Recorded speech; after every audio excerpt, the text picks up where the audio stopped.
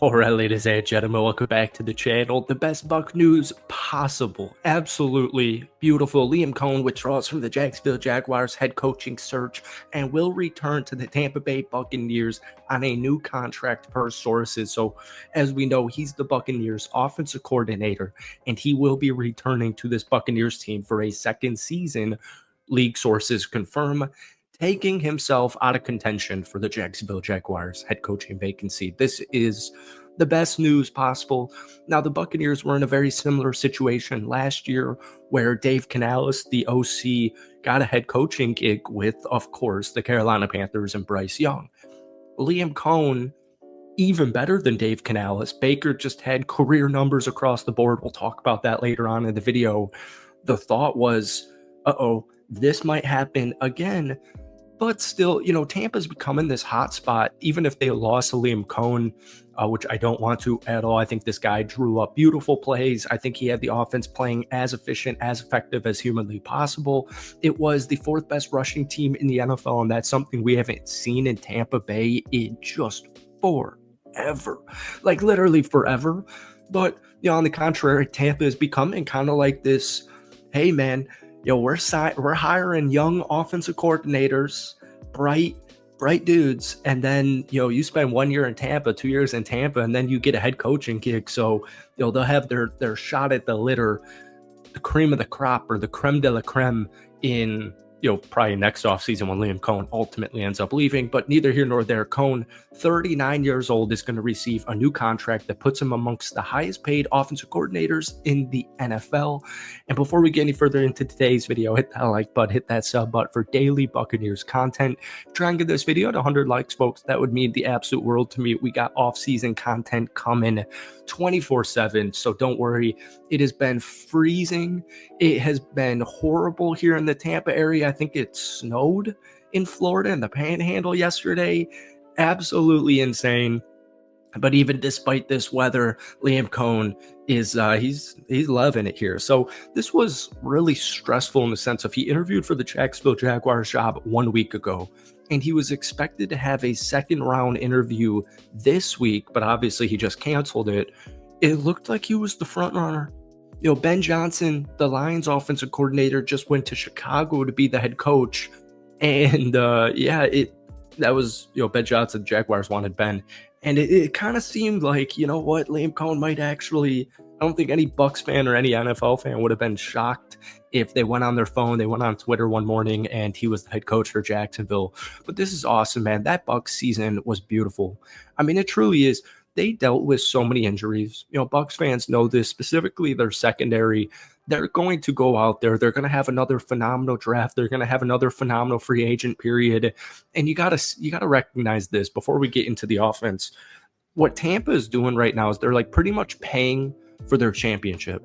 That's what happens when you go out there and you bring in guys like Tom Brady, Rob Gronkowski. The list goes on and on and on, offensively and defensively. You're spending an arm and a leg, and your window isn't big, right? It's like the Rams a couple of seasons ago as well, where they won the Super Bowl with Matt Stafford, and then they absolutely sucked for a little bit, and then they got the proper draft picks. What you're seeing right now from the management staff and the scouting guys and everybody, all the coaches and managers or management level guys in the Tampa Bay organization, what you're noticing right now is not a championship drop-off. Now, obviously, Tampa isn't necessarily like, one of the 3 or 4 Super Bowl contenders entering the offseason. They probably will be in the next couple of years, hopefully at most. To me, it wouldn't shock me if Tampa, in the next 3 years won a Super Bowl, right? But they're still going to need to build off of this. I'm getting ahead of myself. My point just is what you're seeing from the management in Tampa right now, which means this team has made the playoffs every year since their last Super Bowl. It's truly remarkable, and I just want to see this going as long as possible. Tampa had 502 points, was for just the second time in franchise history this past season. I mean, it's just, they were 9 points shy from their franchise best of 511 that they had actually in 2021. Tampa won 6 of its last 7 games to win the NFC South for a 4th straight season, reached the playoffs for a 5th consecutive season. They were the 4th best scoring offense in the NFL, putting up 29.8 5 points per game, the third best passing team in the NFL as far as yards per game goes, fourth best rushing at 149.2.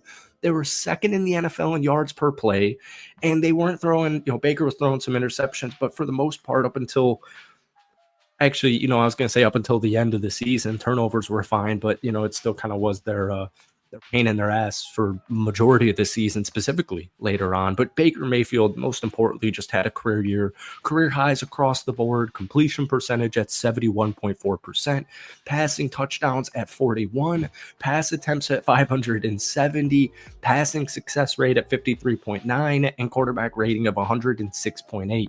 And you know what's even craziest to me? Baker Mayfield is 29 years old. He is 29 years old. He just threw for 4,500 yards, 41 touchdowns. He's 29 years old, man. Bucky Irving is a rookie.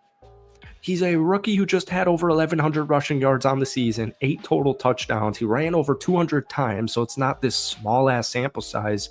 Bucky Irving just averaged 5.4 yards per carry. I mean, the dude was a stud. I still have Mike Evans. Or he's getting a little bit up there in age, but also at the same time, he's only 31 years old. Cade Otton, the tight end, youngster, just had kind of an ascension breakout season where it's like, oh yeah, Cade Otton is a money football player. And we knew this, but we finally kind of saw it in a statistical game by game impact this past season. Very similar to Rachaad White, actually. Chris Godwin was injured for like half of the season, and they still went on to make the playoffs, and Baker still had those statistics. You have J-Mac, the rookie, Jalen McMillan, who just had a phenomenal end to the season as a whole, 37 catches, 461 yards, and 8 total touchdowns.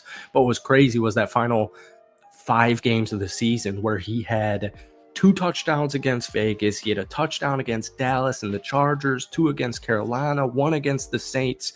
I mean, what is that? He had 7 total touchdowns in the final 5 games. So this future is so bright.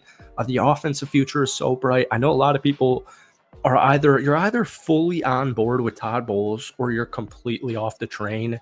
I will say, at this point, January 22nd, it does kind of seem like confirmed Todd Bowles will be the head coach for this upcoming season. But once again, the good news is they got their guy on offense. They got their offensive coordinator. Liam Coen is coming back here for another season. The one thing I'll just say is defensively, I expect a lot of changes. But at the same time, man, if Antoine Winfield Jr. and Jordan Whitehead were healthy for the entire season, I don't know, man. I think they would have played last weekend, but neither here nor there. Hit that like button, hit that sub button for daily Bucs content. And folks, give me your thoughts on Liam Coen returning as the OC. Peace.